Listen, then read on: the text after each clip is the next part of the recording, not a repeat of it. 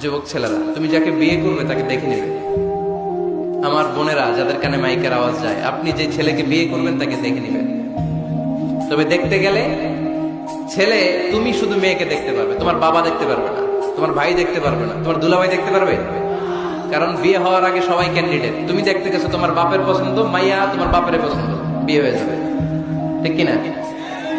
বিয়ে হওয়ার পরে উনি হবে শ্বশুর, তখন ওনার সাথে দেখা দেওয়া যায়। মাসালা বুঝতে পেরেছেন? এজন্য বিয়ের আগে একে অপরকে দেখে নেয়া, জেনে নেয়া, এটা সুন্নাত। কিভাবে দেখতে পারেন? ডিসেন্ট ফটো শেয়ারিং, ভালো ফটো শেয়ার হতে পারে। ছেলে মেয়ের ছবি দেখবে, মেয়ে ছেলের ছবি দেখে সিদ্ধান্ত নিবে যে তাদের সাথে সরাসরি সাক্ষাৎ হবে কিনা।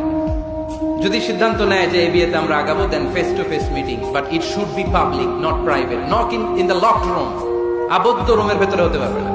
কারণ আবদ্ধ রুমে যদি কোনো বেগানা নারী আর পুরুষ থাকে, সেখানে দুজন থাকে না, ওই কনফারেন্সে তৃতীয় আরেকজন যুক্ত হয়, তার নাম শয়তান, ঠিক কিনা?